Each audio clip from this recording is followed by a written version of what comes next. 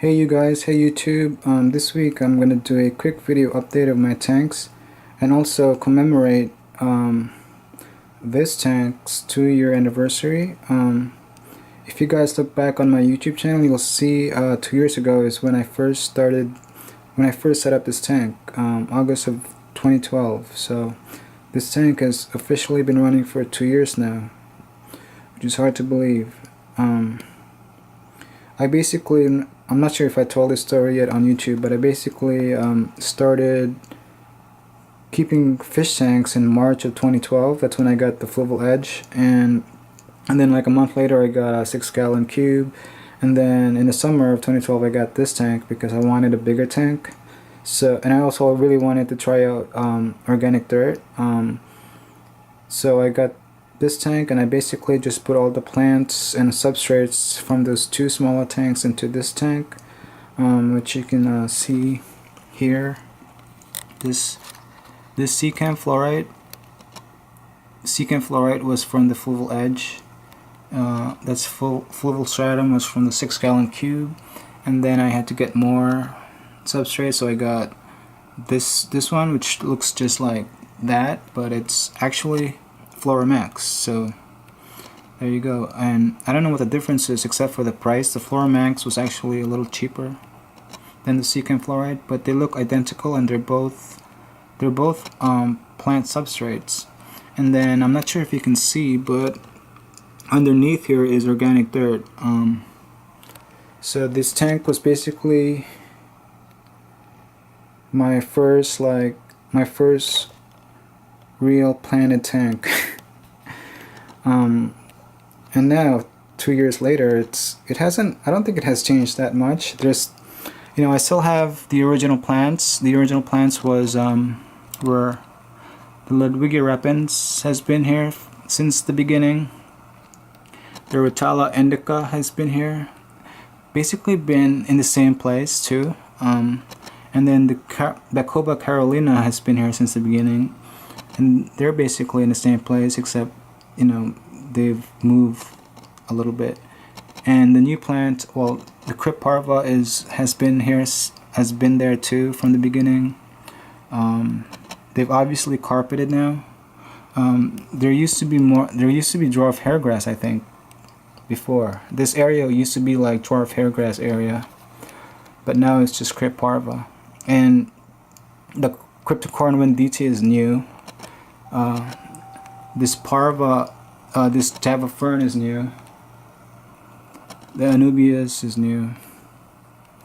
And the Cypress halferi is new. Also the Cardinal plant is new. That's from the other tank. I also put some Denoy trimmings here from the other tank. That's the Denoys. They actually blend in really well with the Crypt Parva, because they have identical like leaf pattern, which is like a starry looking. But that's Denoy and that's Crypt Parva. Hopefully the Denoys here will grow as well too in this tank as they are in the other tank. So that's also the reason why I put them here, just to see if they grow. So yeah, this tank also this week I've also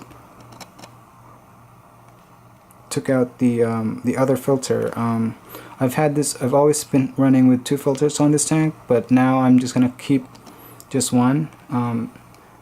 It's really what I'm leaning towards on with this tank, is just to keep this tank as basic and simple as I can. So just have 1 filter instead of 2. Filter, lighting, and a heater, and that's basically all you need to keep a planted fish tank. If you have a rich substrate like I do have here, just have enough light.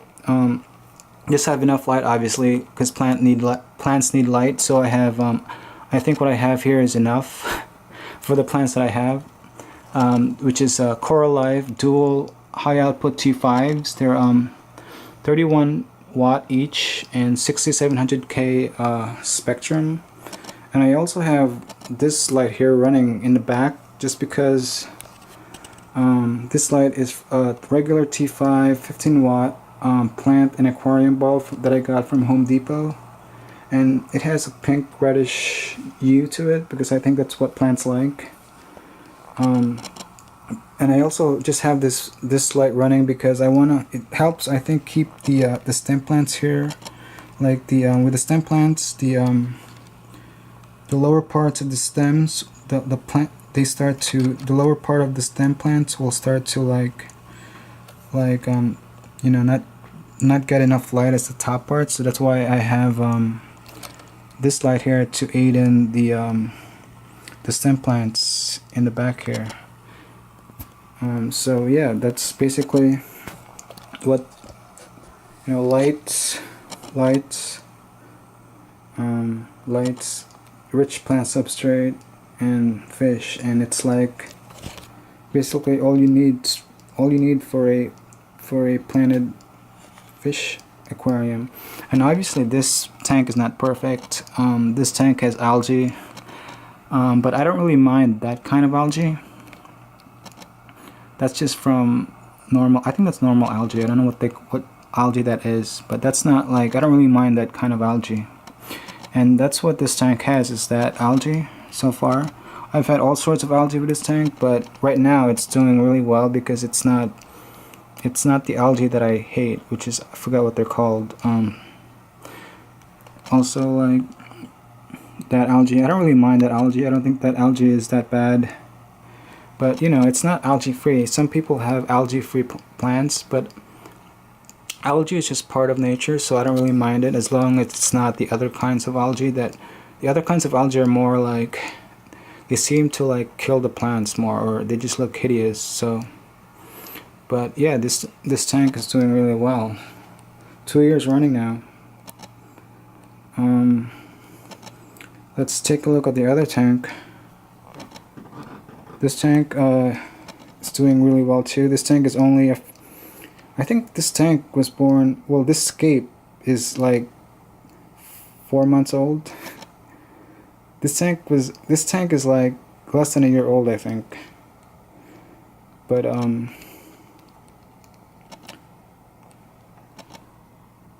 yeah, this tank is doing really well.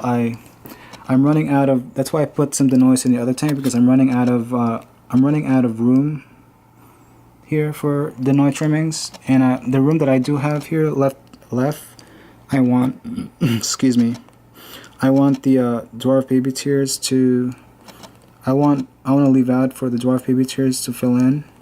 Since I'm not running CO2, the dwarf baby tears are filling in really slowly. So, but they're healthy though, and they're filling in, but slow, you know. So I just want to keep that area and these areas empty, so like, so the dwarf baby tears can fill in these spots here.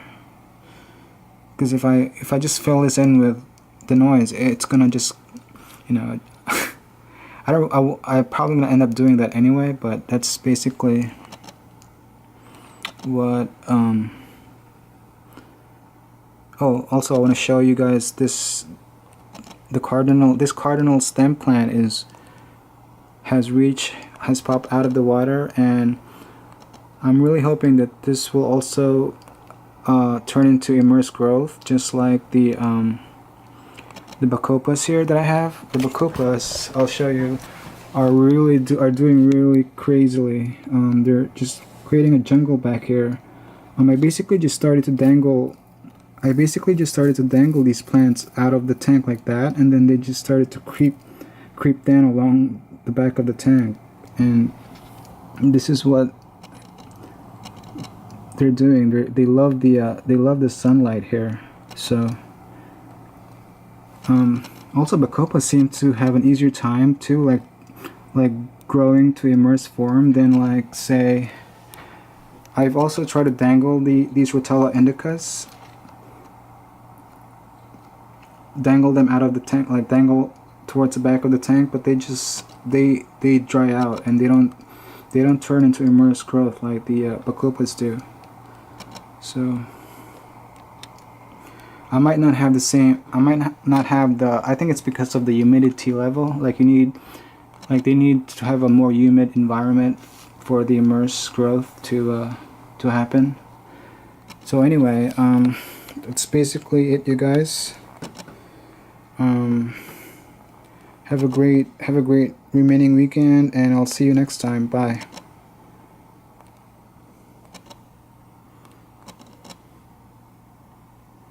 Say bye. Say bye, fishy. Oh, they're not saying. Look at them there. They're kind of schooling. They're sniffing each other out. So it's kind of cool.